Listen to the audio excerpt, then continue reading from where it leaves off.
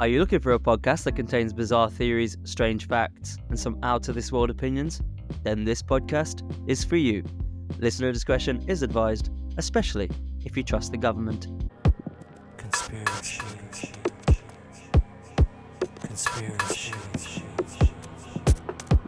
Welcome back, conspiracy lovers, to another episode of Conspiracy, the show where no story is too strange, no theory too far-fetched, and no one is safe from our deep dives into the unknown. I'm Ash, your host, your guide into the world of conspiracies and occasional devil's advocate. If you're new around here, welcome to the rabbit hole. Just a reminder, we drop new episodes every Wednesday. And before we get started today, if you are listening to this podcast, could I ask a huge favor? Please hit that subscribe button and leave us a quick positive review, because that helps us keep making this podcast with you guys. And I really want to build this community and keep delivering the goods. So yeah, if you could just leave me a quick review and subscribe, I will love you forever.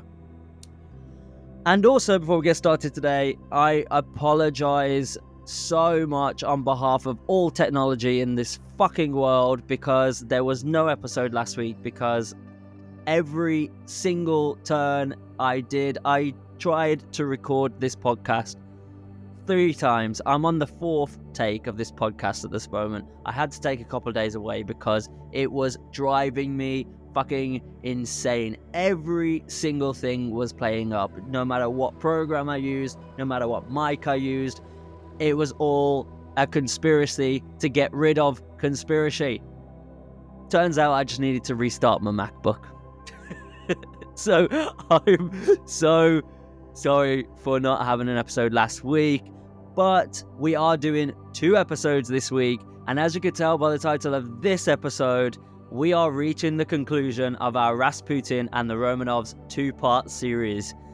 If you're way more interested in hearing about Rasputin, then stop this episode immediately and go back to part 1, where you'll find all the juicy details on Raspy. And also, seriously, don't be weird who starts on part 2 or something.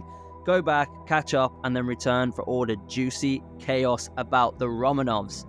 And if you are all caught up and ready for more, then welcome back. Today we're diving deep into the downfall of the Romanovs, their messy imprisonment, their even messier execution, and the decades of conspiracy that followed. So strap yourselves in, it's about to get grim.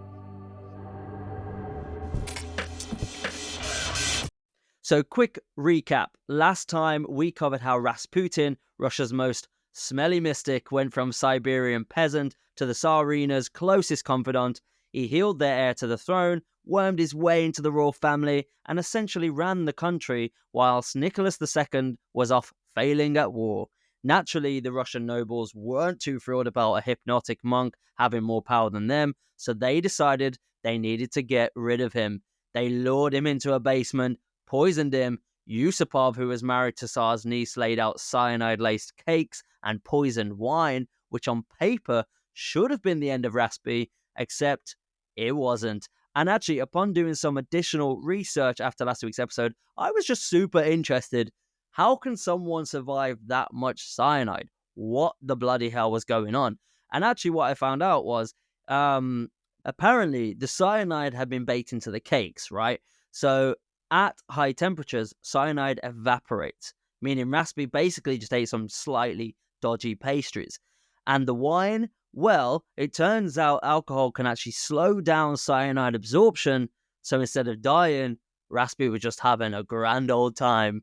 Yeah, so that's basically what I found when I did a little bit of extra research, because I was like super interested. I was like, is this guy an actual fucking wizard, or what is going on? So yeah, turns out there is an explanation for that.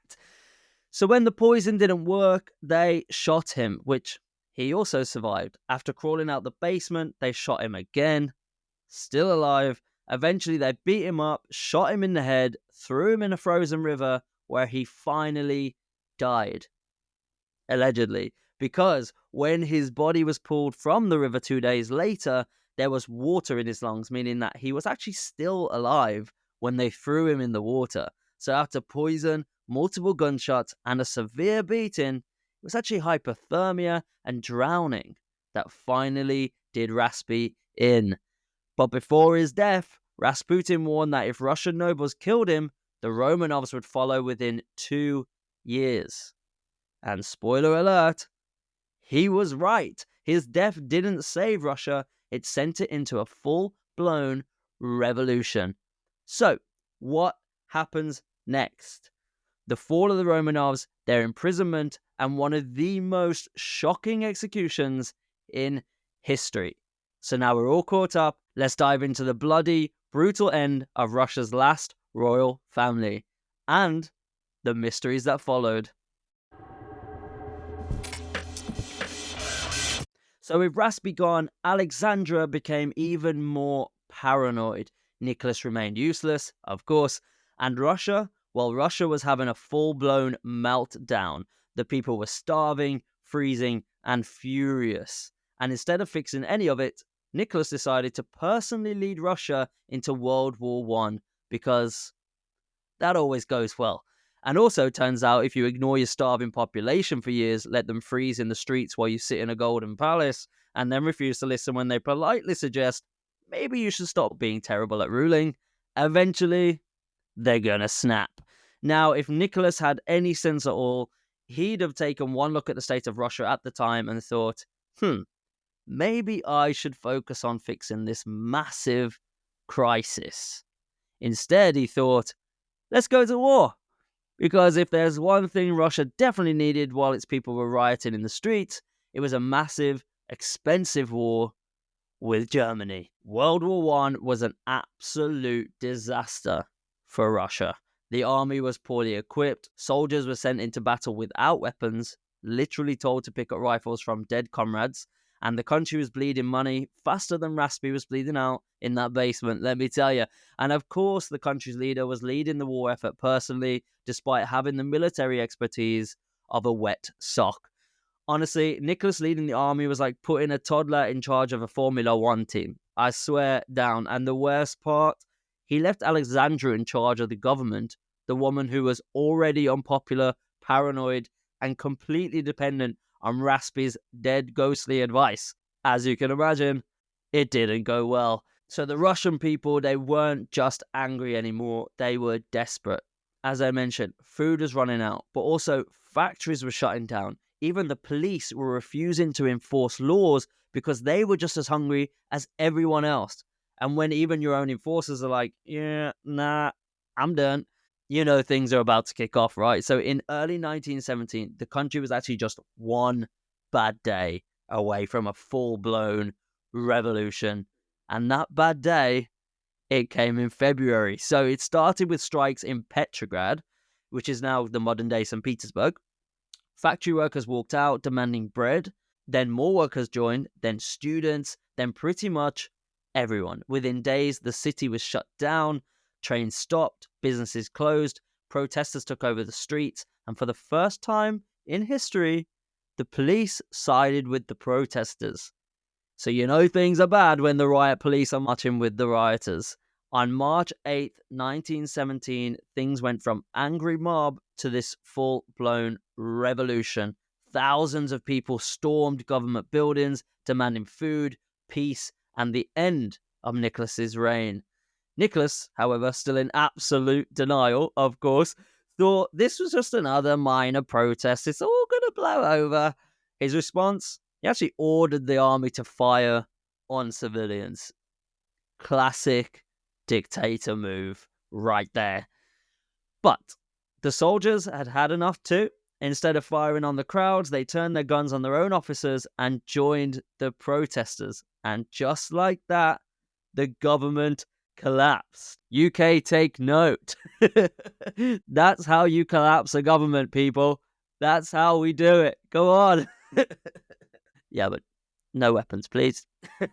Well, Nicholas tried to get back to Petrograd to take control, but the revolutionaries actually stopped the train he was on. So imagine being so unpopular, you literally can't get home because everyone wants you gone.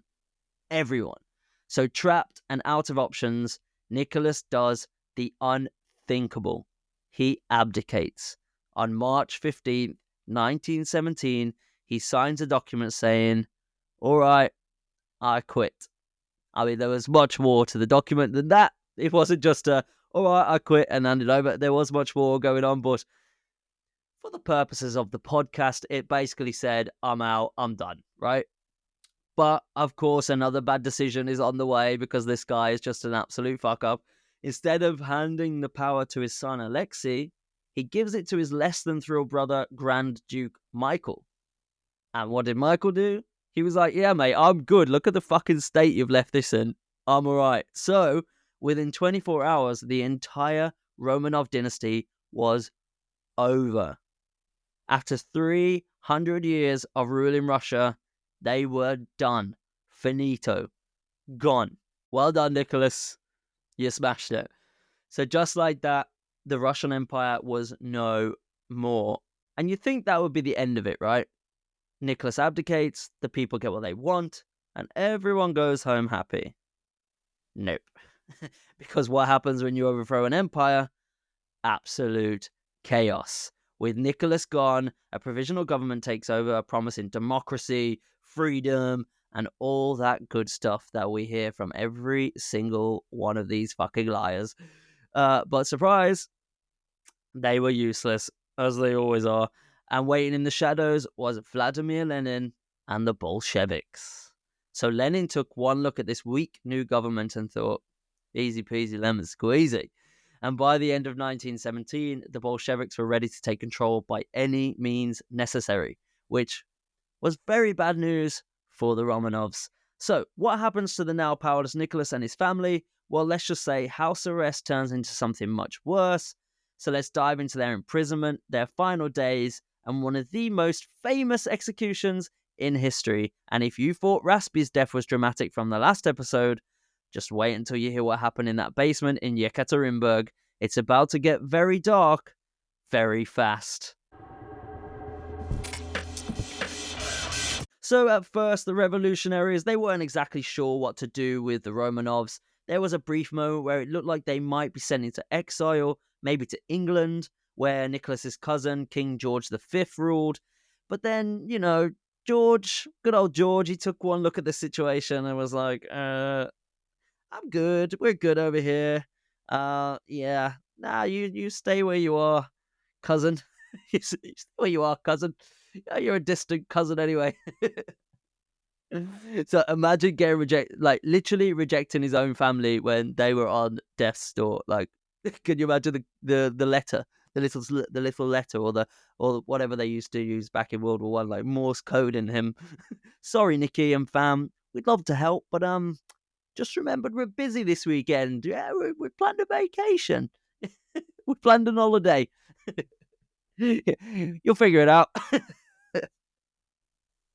So, with exile off the table, the Romanovs were shuffled between various locations. At first, they were held in Sarkoy Selo, their former summer palace, though wasn't exactly a holiday this time. Their servants were dismissed, their possessions confiscated, and suddenly they were just living like regular people. No royal treatment, just four walls and some armed guards. I mean, not really quite normal people because they still got some armed guards hanging about, but, it wasn't exactly the royal Russia, let's say. But, I need to give you another example of my Russian accent. I forgot about honestly, when I got to the end of the last episode, I was like, fuck, I didn't try again with the Russian accent. So during this, I'm gonna get it, okay? You're gonna hear the best fucking Russian accent from an Englishman you've ever fucking heard, okay? Well, the revolution at this time was getting messier, and the new provisional government didn't know what the bloody hell to do with the Romanovs. So in August 1917, they were sent to Tobolsk in Siberia. So now we're in August 1917, and that is exactly... When did it fall? It fell... Okay, so he abdicates in March 15th, 1917, and then by August 1917... they were sent out of Russia and they were sent to Tobolsk, Siberia, which, if you don't know, is basically the historical equivalent of being sent to the Gulag before Gulags were even a thing. Conditions were bad, let me tell you. But at least in Tobolsk, they were kind of left alone. Alexandra spent most of her time reading the Bible. Nicholas took up chopping wood. I mean, a bit late for character development, if you ask me. But and the kids, they tried to keep life as normal as possible. But normal wasn't gonna last forever, guys. So in October 1917, the Bolsheviks took power, and once Lenin was in charge, things went from bad to deadly. The Romanovs became a problem that needed to be dealt with. So in April 1918, so now we're like 1 year on, the Romanovs were moved to Yekaterinburg, specifically to a house known as the House of Special Purpose. Right. The House of Special Purpose. No, what the fuck?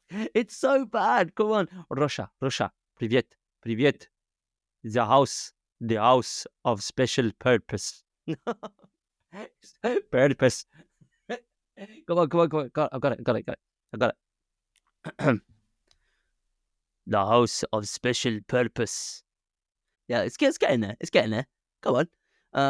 And also I rewatched recently, literally last week, the HBO series Chernobyl, which, by the way, if you've never seen the show, it's so fucking good. Like, I can't even tell you, like, the way that this Chernobyl incident actually went down and they present it in this HBO show is unbelievable. Did you know that they were literally 48 hours away from like a global crisis? Just 48 hours. Like, they had to go down into the water underneath. I'm not going to get into the technicals of it because nuclear power plant, all the rest of it, I don't know what the fuck is going on, but they had to go down into the water underneath that was filling up or something, pull out the rods manually, and the 3 people that went down died or something, I don't know. But if those 3 people that went down didn't actually do that, it was about to just like explode, and the shockwave and all of the nuclear fission shit was about to just go all over Eastern Europe, literally reach like Europe, and it would have been an absolute disaster. I mean, it already was an absolute disaster. I don't think there's any telling how much this disaster has added to cancer rates and all the rest of it. But yeah, it was absolutely unbelievable. And I was watching it with my dad, actually, and he was saying when it actually happened, obviously he was old enough to remember what was going on the telly. And he was saying, like, it was very much not reported in the UK that this was happening. And so, like, even he was shocked to, like, the extent of what actually happened and how close we were from disaster and all of the toxins and everything that was released into the atmosphere. It is mad that they went through that. But anyway, I've completely digressed here, but it's a great show. You should watch it. And I was basically, as I was watching it, I was like, okay, pick up the accents. But then they put English actors in there, so there was literally like no Russian accents. So I was like, fuck. But yeah, I've massively digressed. Okay, the House of Special Purpose. The House of Special Purpose. Yeah, so let's be real. It's the dodgiest name for a house ever. if someone tells you they're taking you to the House of Special Purpose, you can just bet you're not coming back. I mean, there's enough said there. So just to describe the setup, the windows were painted over so they couldn't see outside, barbed wire surrounding the buildings, and the guards were actually openly hostile to them at any given moment. So the family had to ring a bell just to use the loo, and sometimes they weren't always allowed to go. They were basically just being dehumanized step by step on Lenin and the Bolsheviks' orders, right? They were also being lied to the whole time. The Romanovs still believed that they might be rescued, that, maybe they'd be exiled instead of executed. But the Bolsheviks had already decided their fate, and the family was on borrowed time, and they had no idea. Fast forward to July the 16th, 1918. The guards received their final orders from Moscow: dispose of the Romanovs. And we all know what that means. Trigger warning here, there are some details in the following section that are not exactly family friendly, so if you do want to skip ahead, you're more than welcome to. But if you want to pull up those boots and dive in, let's go. So at around 2 a.m. on July the 17th, the family was woken up and told to get dressed. The guards claimed it was for their own safety. They needed to be moved because of an approaching anti-Bolshevik force. So the Romanovs, still thinking they might be spared, obediently follow instructions. They're led down into a basement, which is the small cramped room with bare walls and a wooden floor. The guards tell them, wait there for a photograph to be taken, supposedly for documentation. Nicholas even asked for chairs for Alexandra and Alexei because they were too weak to stand for too long. Just goes to show they really had no idea what was coming. And then the head of the squad, Yakov Yurovsky, walks in and reads out their death sentence. Nicholas barely had time to process the words before, bang, a shot to the chest. And then what happened? Absolute chaos. The firing squad just starts unloading their weapons on everyone in the room, but things go horribly wrong. So Nicholas was the first to be shot and killed with 3 bullets to the chest. Alexandra was next, and then each of the children and their maids. Now, a shocking detail here that I was a bit squeamish about, but the daughters had actually sewn diamonds and jewels into their corsets, right? And it turns out that the jewels acted like makeshift bulletproof vests.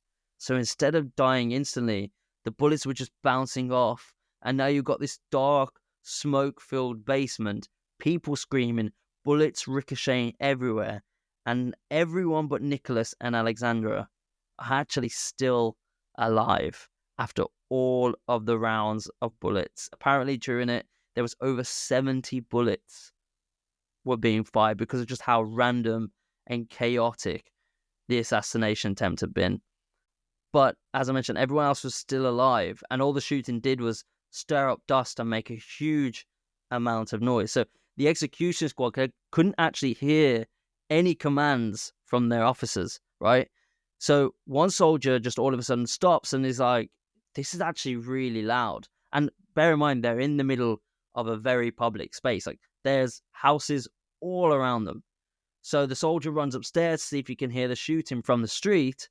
And of course, you can, because it's guns. So when he realizes that, he runs back down, tells the commander. The commander gets them all to stop.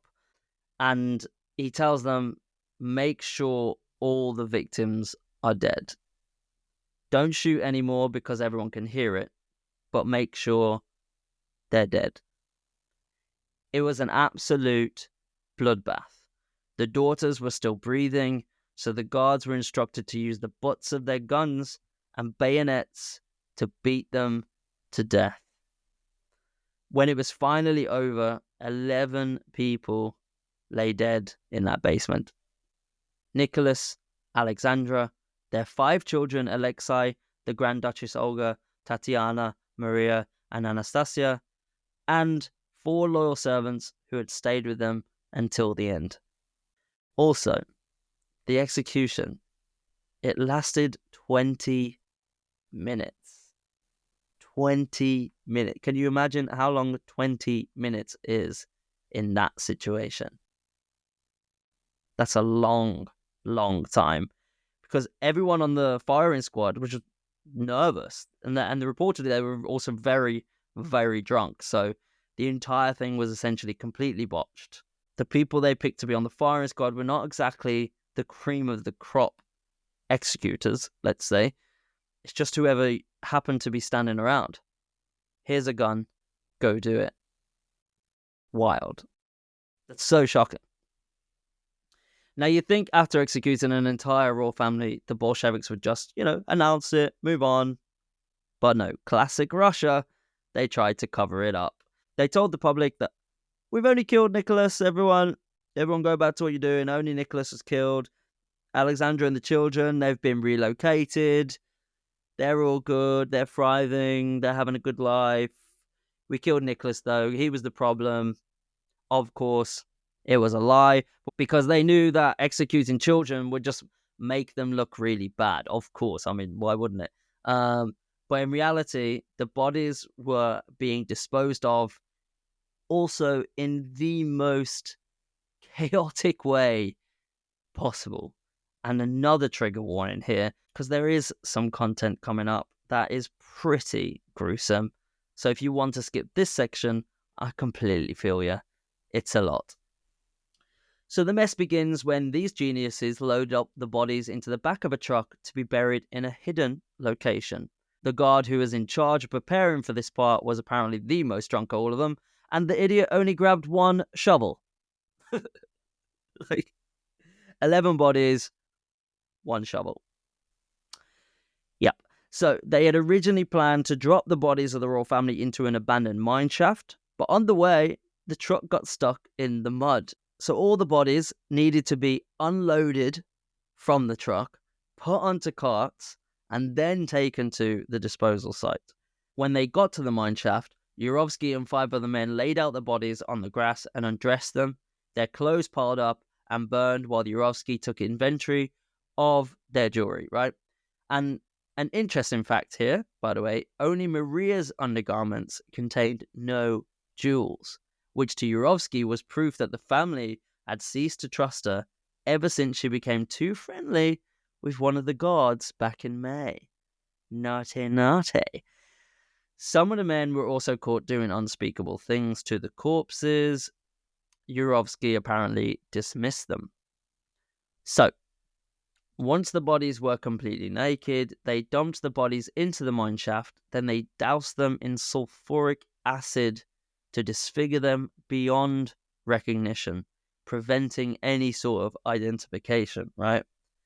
But then they realized that it was only 2 foot deep and the muddy water below did not fully submerge the corpses as they had expected.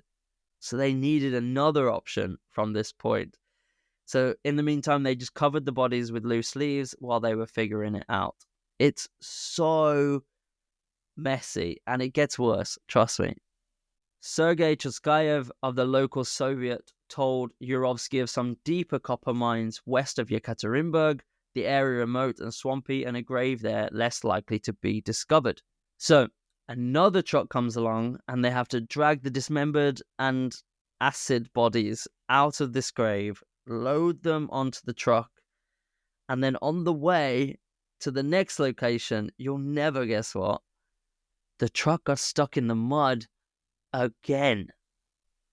So at this point, the soldiers were so drunk, now losing interest and starting to just disobey orders, right? They're basically over this whole situation. So Yurovsky orders the men right there and then dig a grave for the family. And so they dug a hole in the middle of the road by where the truck broke down. And they also dug another grave nearby to further disguise the identities if they were ever found.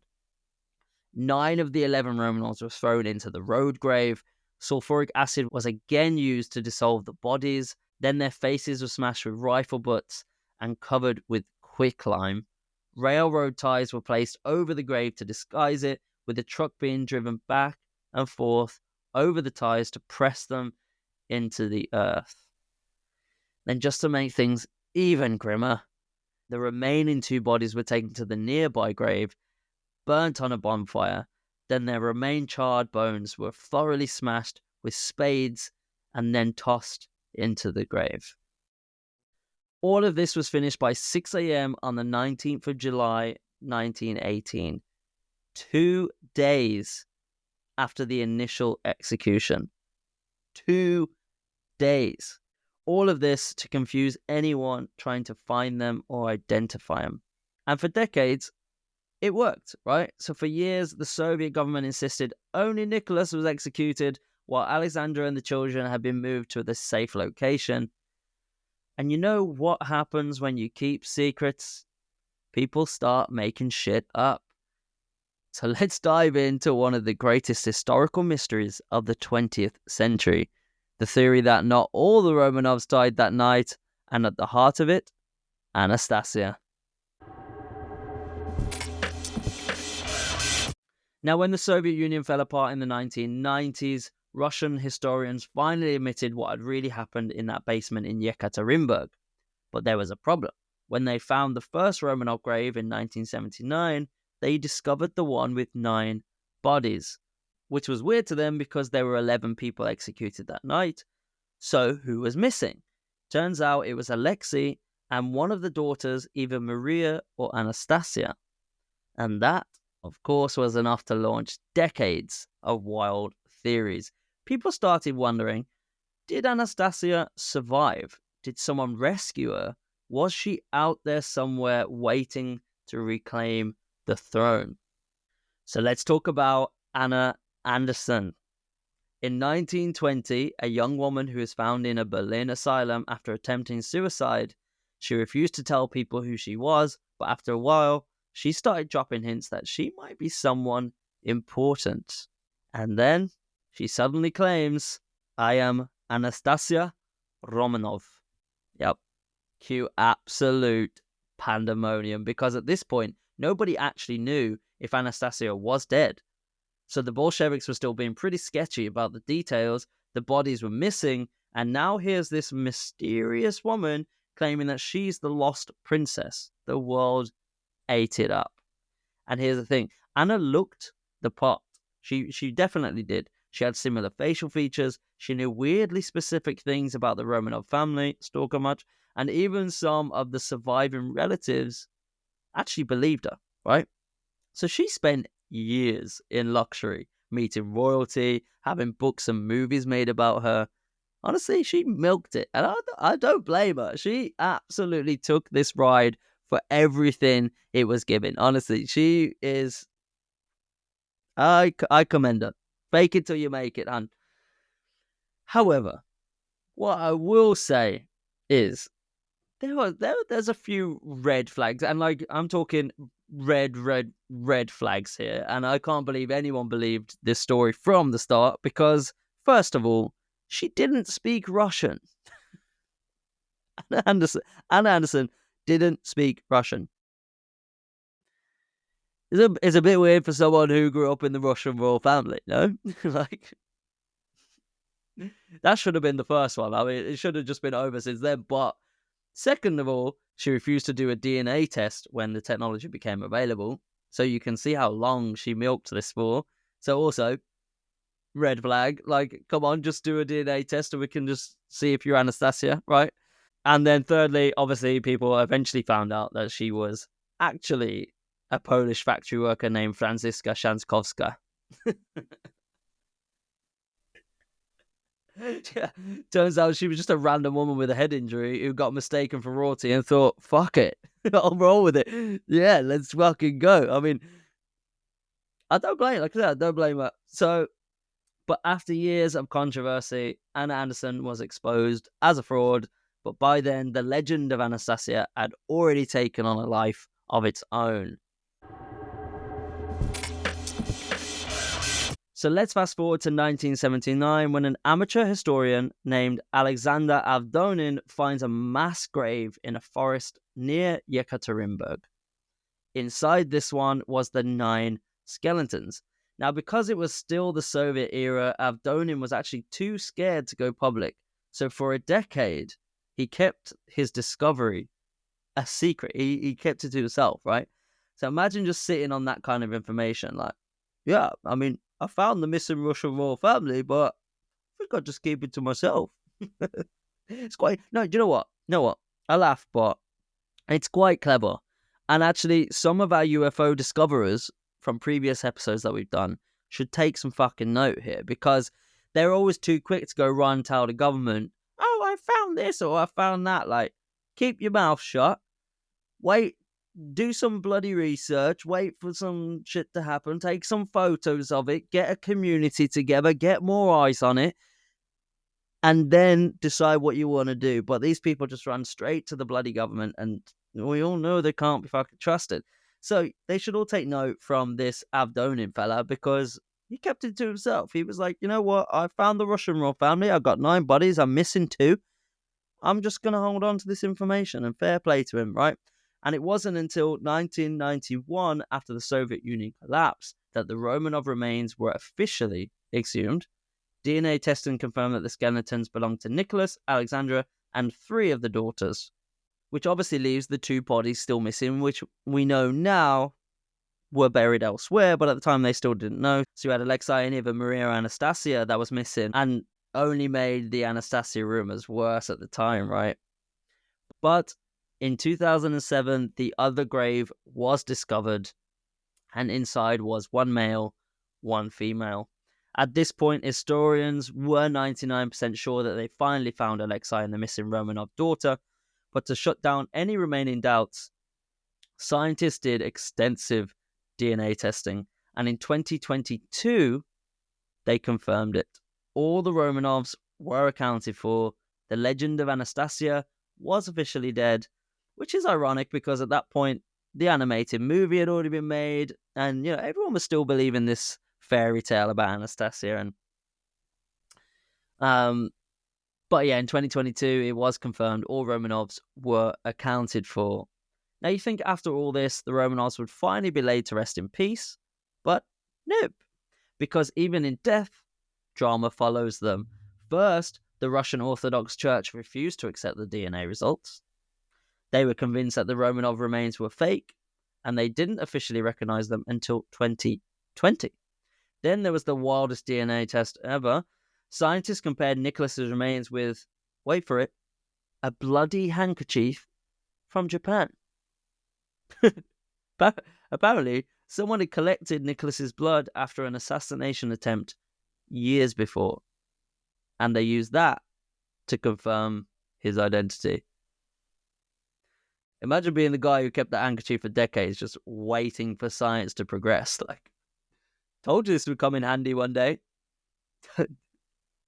Like, who keeps that shit? And then there was the Prince Philip connection. Since Alexandra was Queen Victoria's granddaughter, they used DNA from Prince Philip, the Prince Philip, to verify her remains, which honestly is kind of the only time in history that Prince Philip has ever been useful for anything. And finally, in 1998, the remains of Nicholas, Alexandra, and 3 of their children were officially buried in St. Petersburg. Alexei and Maria's remains weren't buried until 2018. So yeah, it only took Russia a century to figure out where to put their last royal family. And I wonder how long it's going to take before someone claims to be a lost descendant of the Romanovs. Because let's be honest, it's bound to happen. I mean, I might even put in my application. I mean, my Russian accent is getting better. Hello, my name is Ashov of Moscow, and I am here because I am Romanov. Take me, привет, thank you. I don't know how to say thank you in Russian. Maybe I should Google that. How to say thank you in Russian. Spasibo, of course. Spasibo, my хороший. See, I'm descendant of Romanov. Спасибо, my хороший. Привет, 1, 2, 3. See, told you. By the end of the episode, which is what we're coming to now, I was going to be good in a Russian accent. And so there you have it. The end of our 2-part series, The Rise and the Fall of the Romanovs, The Madness of Rasputin, and one of the most chaotic, brutal, and bizarre royal downfalls in history. This is a story that's filled with mysticism, political disasters, botched assassinations, and just a touch of Soviet-level incompetence. I started with this smelly Siberian monk hypnotizing the royal family, moved on to a full-scale revolution, then ended with a missing princess who turned out to be a Polish factory worker. If this wasn't history, you'd think I made this shit up. But the real question is, was there more to the story than we know? Raspy claimed that if he died at the hands of the Russian nobles, the Romanovs would fall within 2 years. And he was right, to be fair. Was it just a lucky prediction, or was there something a little bit more sinister at play? And remember, he was the only one who cured this uncurable son of the fucking Romanovs. I mean, was he a little bit wizardy? Who knows? And what about the cover-ups, the missing bodies, the conspiracy theories? Why did the Soviet government lie about the executions for so long? And why do people refuse to believe the truth about Anastasia even when the science proved it? So many bloody questions. So what do you think? Was Rasputin really a mystical healer or just a creepy, smelly con artist with hypnotic eyes? Did the Bolsheviks hide even more than we already know? And why do people still believe in raw survival stories even after the DNA evidence? I'd love to hear your thoughts on this one. Drop me a line, share your theories, and let's keep the conversation going. Because history is one thing, but conspiracies, that's where it gets interesting, guys. So you can get in touch on our socials at Conspiracy. You can find us on Instagram and TikTok. You can also email me, conspiracy@gmail.com. I'm always keen to hear what you guys have to say. And again, as I mentioned at the start of the episode, hit that subscribe button and leave me a quick positive review because it really fucking helps. And I want to keep creating this podcast with you and build the conspiracy community, so get involved. Conspiracy. Conspiracy. That's it for today's episode of Conspiracy, where weird is the new normal. Join us next Wednesday for a brand new conspiracy theory. And if you did enjoy this deep dive into Russia's weirdest historical scandal, don't forget to follow, subscribe, and leave a quick review. It helps us keep unearthing history's biggest mysteries and bringing you the wildest conspiracies. And remember, the truth is out there.